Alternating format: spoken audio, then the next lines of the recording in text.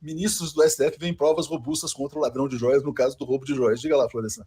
Pois é, essas provas robustas, né, vieram a público e ele utilizou para recuperar, Léo e Aquiles, esse colar aí de diamantes.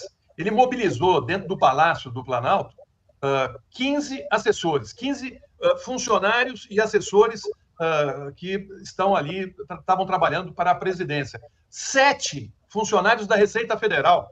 Tem digital para tudo quanto é lado, troca de mensagem entre eles o tempo todo. Está tudo documentado. Ele comandou uma quadrilha dentro do Palácio do Planalto, porque ele queria pegar joias a tempo de levar com ele para os Estados Unidos, porque ele não passou a faixa para o presidente Lula. Ainda bem, porque senão era capaz de sumir o brasão. Na hora que ele passasse, ele já levava o brasão com ele, né? Enfim, as provas são robustas, e ele já mudou o discurso. Ele vai mudando as narrativas, né? Conforme a situação, ele vai se adaptando. E então agora ele está assumindo que realmente ele ficou com as joias porque ele achava que as joias eram um presente pessoal e que, portanto, assim, é uma conversa para boi dormir, porque você tem dentro do palácio funcionários ligados à área do que está ligado ao patrimônio da presidência. Era só perguntar para qualquer um deles: eu posso ficar com isso?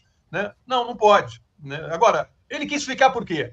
Né? Para vender? E por que ele saiu escondido com essas joias? Porque várias entraram escondidas. E quantas joias devem ter entrado no país que a gente nem ficou sabendo? Eu fico imaginando, porque isso não é comum, dar joias, pedras preciosas para um presidente. Né? É de quem tem negócios maiores, porque os valores são grandes.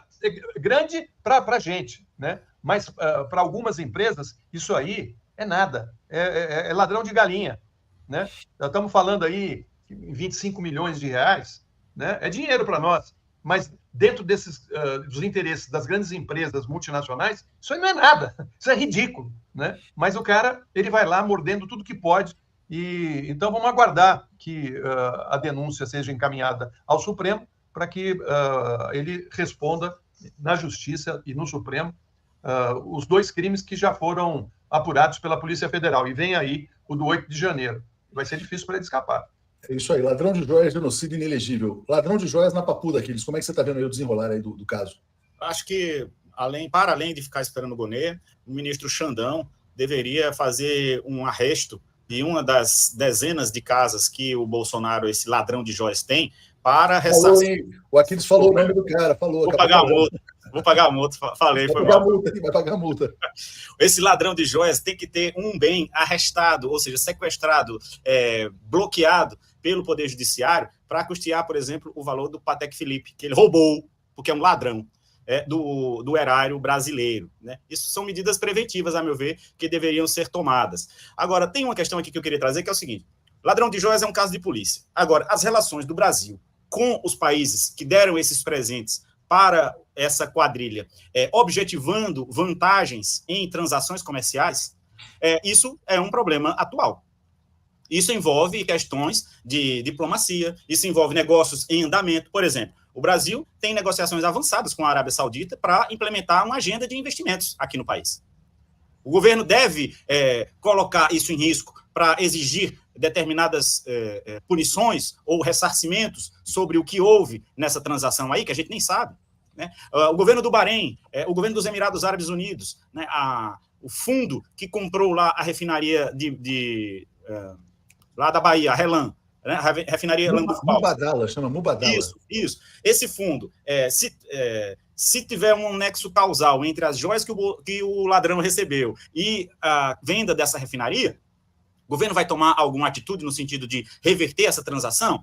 É uma discussão a ser travada. A FUP, por exemplo, está defendendo que haja uma reestatização, que o governo recompre, anule essa transação por irregularidades. Esse, sim, é um problema atual com o qual o governo precisa se deter. Sobre o ladrão, é caso de polícia, mas esse, sim, é um problema, porque a gente precisa também preservar o potencial de investimento desses países, né? E o que foi ilegal, tratar de outra na esfera correspondente. Bom, os ministros estão falando em off, né, acho que a reportagem do jornal O Globo, dizendo que as provas são robustas e que não há mais o que esperar. É só apresentar a denúncia.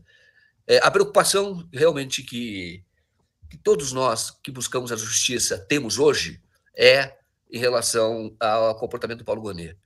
Porque, em off, é claro que ele tem vazado, que ele vai tratar com a máxima cautela, pode apresentar a denúncia só depois da eleição, que talvez até espere a conclusão dos outros inquéritos para, então, apresentar uma única denúncia, e que pretende pedir explicações a um erro absurdo, de fato, da Polícia Federal, que foi daquele valor, que 32 milhões, há uma diferença muito grande entre 32 milhões e 6 milhões e 800. Porém, os 6 milhões e 800 já são suficientes para encarcerar o Jair Bolsonaro, que é o ladrão de joias, né? É claro, se você tem você já tem essa prova, você já tem o fato descrito, você já tem nexo, causal, você já sabe quem foi que pegou as joias, quem foi que participou dessa organização criminosa, já se sabe que houve lavagem de dinheiro. E aí o que parece ocorrer hoje, que o Paulo Gonet quer politizar a questão. Ele diz, olha, só vou fazer depois da eleição. E é com isso que o Jair Bolsonaro conta. Porque se o grupo dele tiver um desempenho muito expressivo na eleição, ele fica muito fortalecido para tentar uma anistia via Congresso Nacional, que é a única saída dele. Porque o crime está descrito, ele tem que ir para a cadeia, não tem dúvida quanto a isso. Então, eu estou realmente preocupado com essas informações que a Procuradoria-Geral da República tem vazado, o Paulo Gonet, de tentar esperar, como se ele fosse um republicano, como se ele fosse, olha, vou tratar com a máxima isenção, porque aqui não perseguimos ninguém. Não é uma questão de perseguição, é uma questão de proteção. Quando comecei, eu trabalhei no jornal, eu lembro bem, do jornal O Globo, tinha uma máxima do Evandro, que era o diretor de redação de lá, ele disse isso para mim, inclusive, que nós não deveríamos, o jornalista não deve ter amigos a proteger, nem inimigos a perseguir. O Procuradoria é a mesma coisa.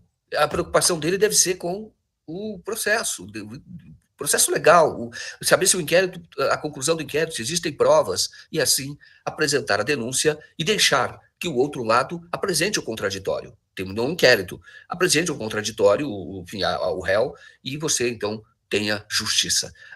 É preocupante, sim, isso que o Gonet tem vazado, porque parece que ele quer politizar o caso, quer proteger o Jair Bolsonaro e os outros bolsonaristas.